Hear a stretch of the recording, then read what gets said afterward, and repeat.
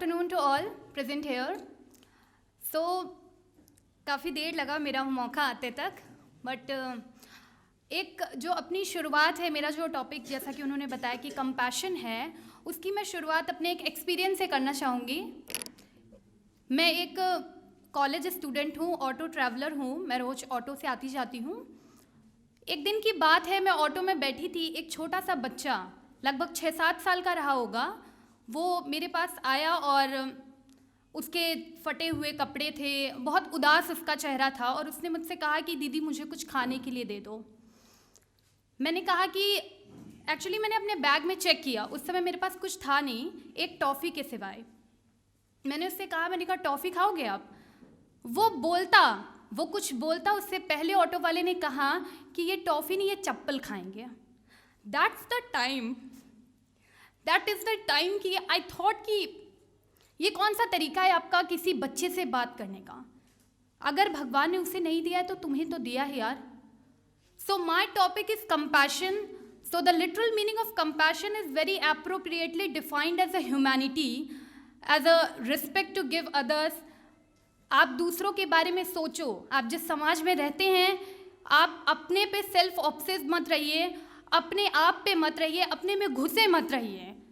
आज जो मोबाइल का दौर है, सेल्फ़ी का दौर है, आप सेल्फ़ी ले रहे हैं, इंस्टाग्राम स्क्रॉल कर रहे हैं, ट्विटर देख रहे हैं, फेसबुक देख रहे हैं, आपको लगता है कि आप वो जो कर रहे हैं उसमें आपको खुशी मिलती है. ऑफ कोर्स आपको खुशी मिलती है, और जिन्होंने पोस्ट किया शायद उन्हें भी खुशी मिलती होगी कि मेरे लाइक्स बढ़ गए, मेरे व्यूज़ बढ़ गए. बट मुद्दा ये है कि सोसाइटी में जो हो रहा है पीछे, आपको उसे देखना चाहिए. एंड जैसा कि सब ने यहाँ पे कहा कि चेंज तब आएगा जब हम अपने से शुरुआत करेंगे. Charity begins from the home, and I totally believe in that कि चैरिटी जो होती है वो घर से स्टार्ट होती है. अपनी तारीफ़ मैं बिल्कुल नहीं करूँगी, अपनी तारीफ़ मैं बिल्कुल नहीं कर रही हूँ, बस मैं यही कहना चाहती हूँ कि जो कुछ भी करिए वो आप घर से शुरुआत करिए. और एक बात यही कहना है कि मुझे पता है कि दर्द में होना कैसा होता है. जैसा कि मैंने अभी उस लड़के के बारे में बताया कि आपको अगर किसी और का दर्द जानना है तो आप उसकी जगह खुद को रख के देखो. शुक्र मनाओ कि भगवान ने आपको देने वाला बनाया है, मांगने वाला नहीं बनाया है. आप उसकी जगह खुद को रख के देखो कि अगर आप मांग रहे होते और आपको कोई भगा देता या कह देता कि चलो हटो यहाँ से, हमारे पास नहीं है, तो आपको कैसा फील होता? What do you feel at that time? तो कंपैशन वर्ड आया क्यों आया? हमें ऐसा सोचना चाहिए, ये हैशटैग आई द चेंज हमें क्यों करना पड़ रहा है?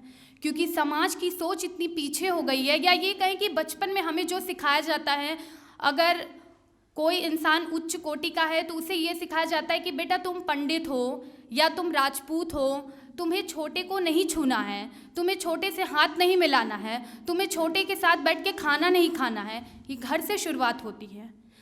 लेकिन मैं ये बताना चाहूँगी कि मेरे पेरेंट्स ने मुझे कभी ये चीज़ नहीं बताई कि आपको किसके साथ बैठना है, किसके साथ नहीं बैठना है.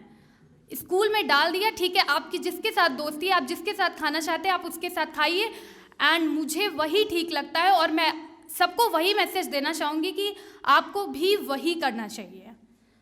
तो अंत में जो एक मेरा मैसेज है, वो मैसेज के तौर पे मैंने एक कविता लिखी है.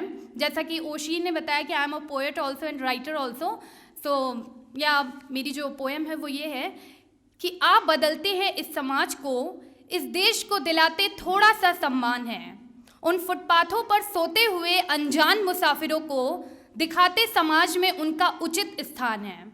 आप बदलते हैं इस समाज को जिसमें भगवान ने भी कोई फर्क नहीं किया, उसमें तुम कौन होते हो करने वाले. उसे नहीं दिया भगवान ने तो क्या हुआ, तुम्हें तो दिया है तो तुम ही कुछ इंसानियत दिखलाओ ना. उसे भी थोड़ा सा उभारो, थोड़ा सा संवारो और अपने बराबर कर बैठा लो. अपने बराबर बैठा लेने से तुम्हारा कद छोटा नहीं हो जाएगा, शायद उसकी नज़र में तुम्हारा कद एक स्तर और ऊंचा हो जाएगा. समाज संग खुद में भी बदलाव लाओ, अपने अंदर की मानवता को जगाओ और खुद को एक नया इंसान बनाओ. सहानुभूति या दया नहीं, उसके प्रति अपने फर्ज को निभाओ और उसको उसका हक देने का और दूसरों से भी दिलाने का बीड़ा उठाओ. बस यही है और इसी से समाज बदलेगा. और एक नया भारत और एक नया समाज बनाओ। Thank you so much.